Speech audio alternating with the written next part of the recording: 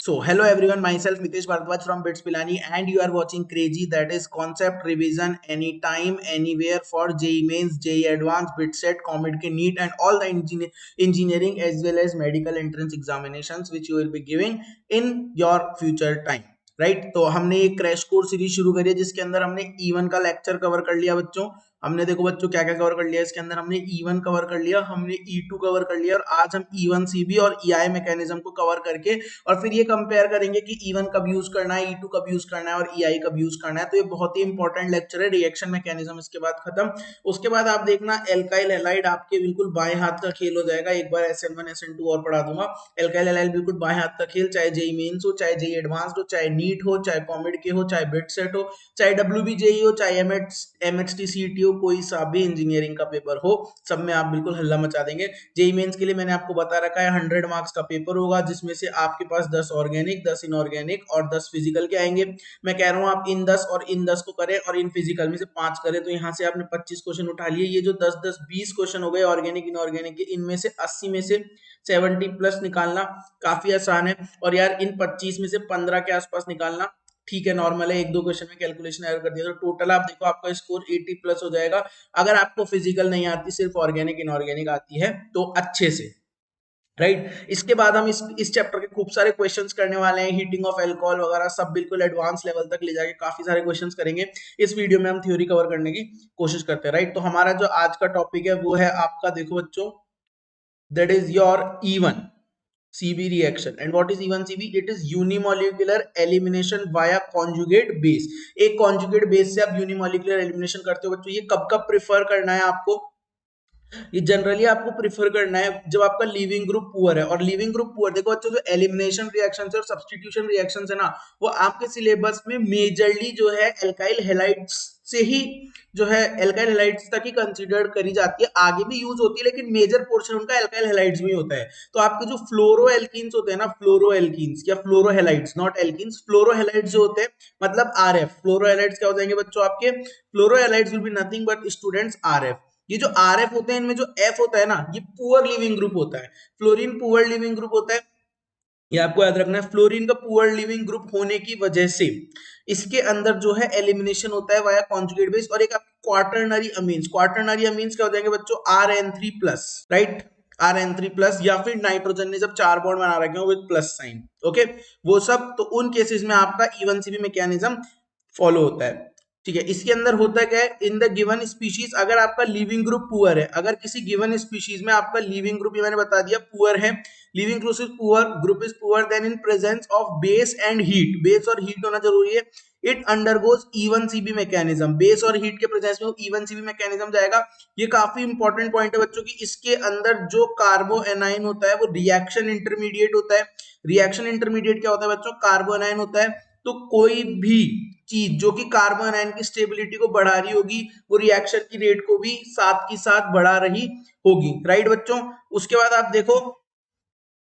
आप देखो कि fluoro alkenes and tetra alkyl amine या फिर क्वाटरनरी अमीन्स, वो एक ही बात है, टेट्रा एल्काइल या quaternary, give E1CB product in the presence of heat and base. E1CB product देंगे in presence of heat and base. और इसके अंदर जो आपका मेजर प्रोडक्ट होता है E1CB के अंदर, वो याद रखना हॉफमैन अल्कीन होता है। वो आगे भी मैं बता दूंगा, less substituted as a major product. वो कैसे होता है आप देखो, मान लो आपके पास ये फ्लोरो एल्केन है जिसके अंदर ये आपके पास जो है फ्लोरीन अटैच्ड है, राइट, पुअर लिविंग ग्रुप है। अब इसके अंदर होगा क्या कि फ्लोरीन पुअर लिविंग ग्रुप है, तो बेस क्या करता है, बेस इधर से यूं घूमता हुआ आएगा और इस कार्बन का हाइड्रोजन निकाल के carbo anion as a reaction intermediate बना देगा। तो ये फास्ट स्टेप होता है, attack of base fast step होता है, कार्बोनाइन बना देगा।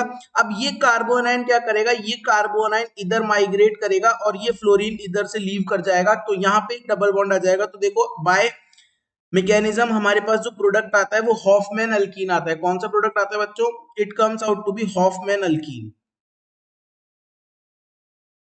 ये देखो हॉफमैन अल्कीन आपके पास मेजर प्रोडक्ट बन करके आता है, ठीक है। तो ये चीज आपको याद रखनी की Hofmann alkene is formed as a major product. Hofmann alkene आपके पास मेजर प्रोडक्ट होता है इस रिएक्शन के अंदर, okay, that's too nice. Hofmann alkene is formed as a major product.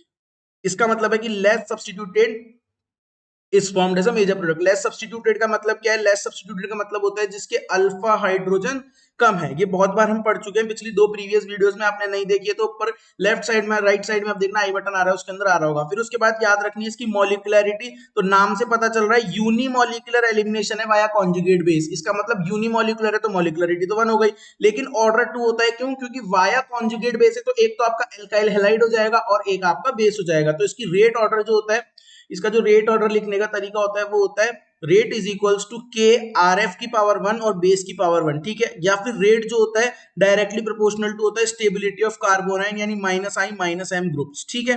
अगर कोई भी minus I minus M groups लगे होंगे अल्फा पोजीशन पे, तो वो प्रोडक्ट की स्टीरियोकेमिस्ट्री को कंट्रोल कर रहे होंगे। ये हमको अच्छे से समझ में आता है, क्यों? क्योंकि वो कार्बोनाइन की स्टेबिलिटी बढ़ा रहे होंगे, ठीक है। यहाँ पे आप एक करेक्शन करें बच्चों, यहाँ पे लिखा हुआ है minus I minus M group at alpha carbon, यहाँ पे लिखिए controls product stereochemistry not increases, यहाँ पे आएगा कंट्रोल्स प्रोडक्ट स्टीरियोकेमिस्ट्री, प्रोडक्ट की स्टीरियोकेमिस्ट्री कंट्रोल करेंगे minus I minus M groups.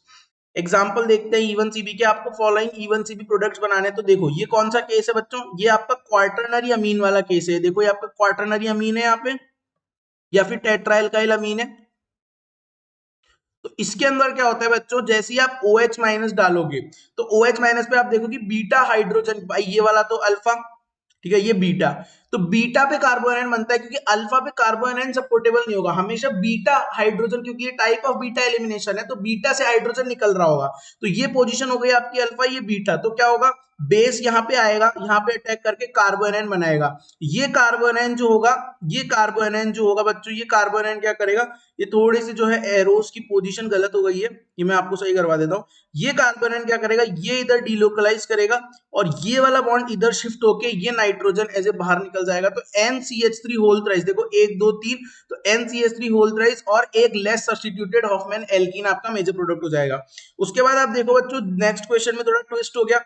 क्या ट्विस्ट हो गया इसके अंदर, यहाँ पे देखो बेंजीन के साथ C और F लगा हुआ है। अब इसके दो प्रोडक्ट कौन से होंगे, इसके दो प्रोडक्ट होंगे कि एक तो फ्लोरीन इधर बॉन्ड बनाए डबल, मतलब एक तो इधर बॉन्ड बने और एक इधर बॉन्ड बने। तो जब इधर बॉन्ड बन रहा होगा तो ये रहा बॉन्ड, और जब इधर बॉन्ड बन रहा होगा तो ये रहा बॉन्ड।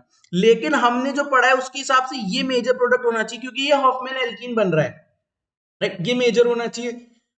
लेकिन इसमें ट्विस्ट ये है कि ये वाला जो बॉन्ड है ना, ये मैंने पहले ही बताया, it's in pre conjugation with, it's in conjugation with pre existing pi system, pre existing pi system के साथ ये एक कॉन्जुगेशन बना रहा है, इसलिए ये मेजर प्रोडक्ट होता है। तो हमेशा ये वाला पॉइंट तो हमें ध्यान ही रखना है कि प्री एग्जिस्टिंग पाई सिस्टम के साथ, अगर प्री एग्जिस्टिंग पाई सिस्टम के साथ आपका बन रहा हो क्या कॉन्जुगेशन, तो हमेशा वही मेजर प्रोडक्ट होगा। तो इसका रीजन आपको ध्यान से लिखना है, conjugation with pre existing pi system, इसीलिए ये मेजर हो जाता है और ये माइनर हो जाता है। तो यहाँ पे देखो ये F है और ये CH3 है। अब इसमें कंडीशन क्या है कि ये F यहां से, मतलब अब देखो एक बीटा हाइड्रोजन ये रहा, राइट, एक बीटा हाइड्रोजन यहाँ पे है बच्चों, ये देखो आप, एक बीटा हाइड्रोजन जो है वो यहाँ पे है और एक बीटा हाइड्रोजन आपका यहाँ पे है।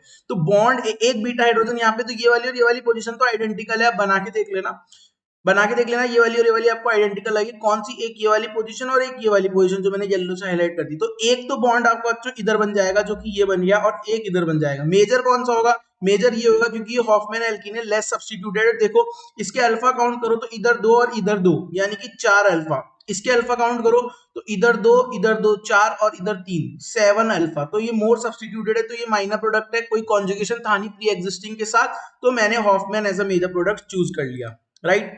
नेक्स्ट देखो आप, नेक्स्ट में आपके पास